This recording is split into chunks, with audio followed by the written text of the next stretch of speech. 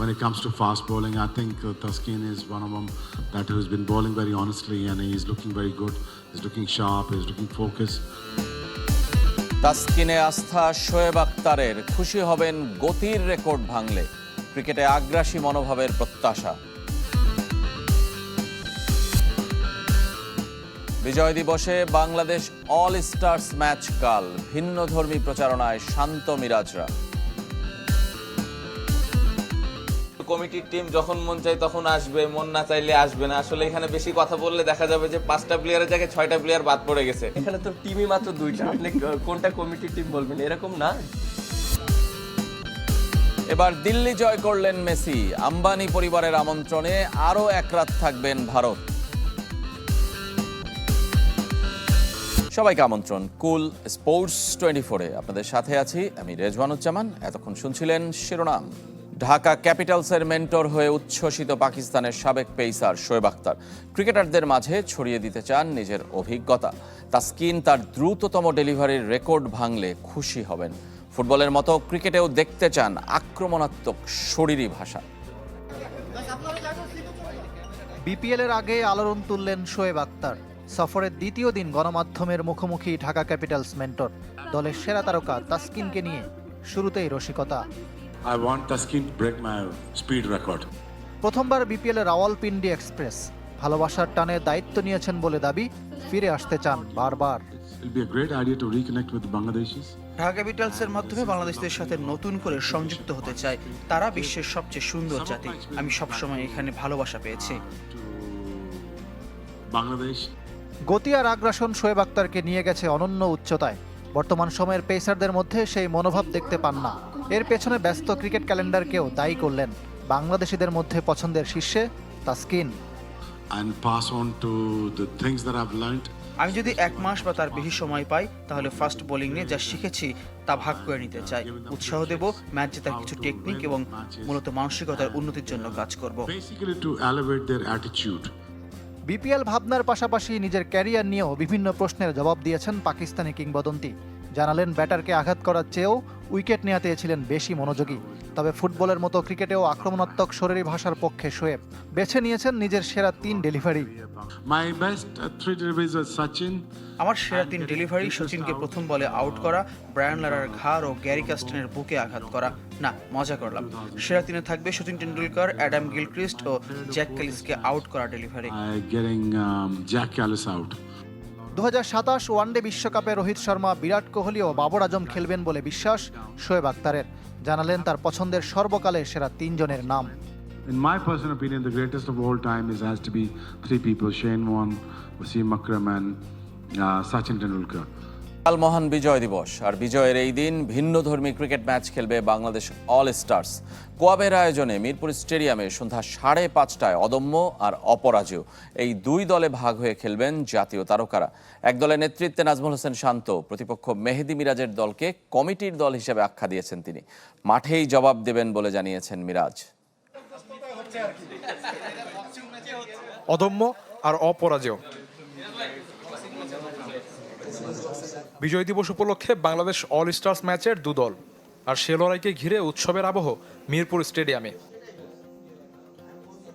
খেলা খেলা খেলা খেলা দেখতে টিকিট কিনুন। ম্যাচের প্রচারণায় মাইক নিয়ে নেমেছিলেন নাজমুল হোসেন শান্ত। সবাইকে আমন্ত্রিত করতেছি এই খেলা দেখার জন্য। ম্যাচ পূর্ববর্তী সংবাদ সম্মেলনও হলো ভিন্ন রকম। প্রেস কনফারেন্স রুমের পরিবর্তে প্রেস বক্সই যার কেন্দ্রবিন্দু। কোচ থেকে অধিনায়ক সবাই মেতেছেন রসিকতা আর খুনসুটিতে।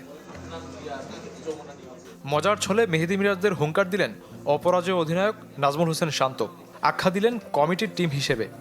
প্রিপারেশন মাঠে দেখতে পাবেন না, প্রিপারেশন সব মুখে মুখে হচ্ছে।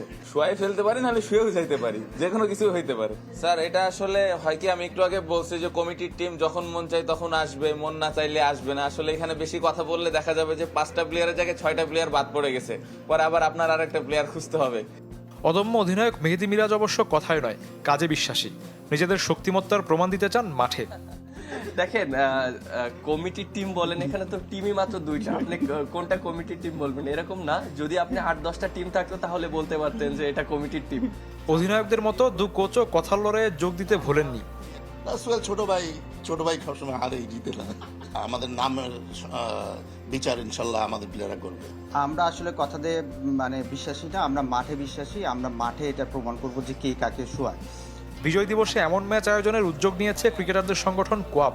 মূল উদ্দেশ্য তহবিল গঠন, যা দিয়ে সহায়তা করা হবে ক্রিকেটারদের।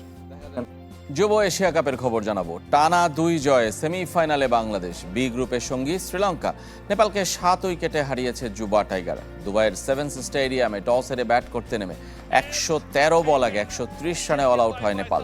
মোহাম্মদ সবুজ নেন 3 উইকেট। জবাব দিতে নেমে 29 রানের মধ্যে রিফাত বেগ এবং অধিনায়ক আজিজুল হাকিমের উইকেট হারায় বাংলাদেশ।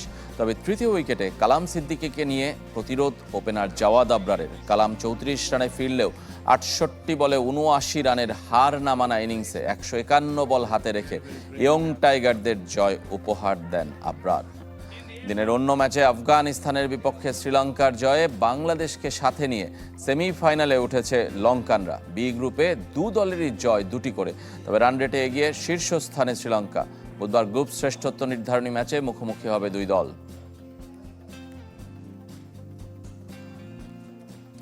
ক্রিকেট বোর্ডের সবশেষ নির্বাচন নিয়ে ক্রীড়া উপদেষ্টা আসিফ নজরুলের কাছে যাবে ঢাকার অধিকাংশ ক্লাব। নির্বাচনের দুর্নীতির অভিযোগ এনে বর্তমান কমিটিকে দিয়েছে অবৈধ তকমা।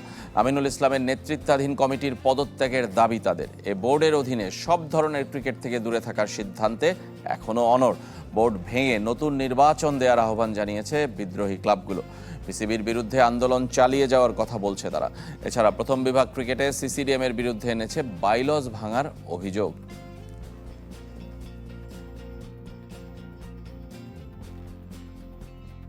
এই মিথ্যাচার দিয়ে তারা বোর্ডে বসেছে এবং কন্টিনিউয়াসলি মিথ্যাচার করেই চলছে। আপনি একটি জিনিস দেখেন, বোর্ডে 2 জন ডিরেক্টর আছেন তারাও কিন্তু এই লিগে অংশগ্রহণ করছে না। আমরা ধিক্কার জানাই। আরও একদিন বাড়ল মেসির ভারত সফর। আম্বানি পরিবারের আমন্ত্রণে রাতটা কাটাবেন ভান্তারা বন্যপ্রাণী সংরক্ষণ কেন্দ্রে। এর আগে দেরিতে দিল্লি পৌঁছে সংক্ষিপ্ত করেছেন দিনের নানা কার্যক্রম। ক্রিকেট মাঠে ক্রিকেট নিয়েই অনেকটা সময় কাটাতে হয়েছে ফুটবল ব্যক্তিত্বকে। দেখা হয়নি প্রধানমন্ত্রী নরেন্দ্র মোদীর সাথে।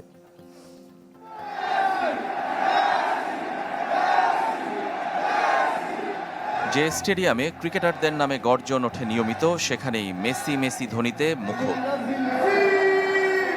দিল্লির অরুণ জেটলি স্টেডিয়াম যেন ফুটবলময়। সকাল থেকেই দীর্ঘ লাইনে ঢুকেছেন মাঠে। মেসির জন্য অপেক্ষা ঘন্টার পর ঘন্টা, যা আরও বেড়েছে কুয়াশার কারণে মুম্বাই থেকে তার বিমান ছাড়তে দেরি হওয়ায়।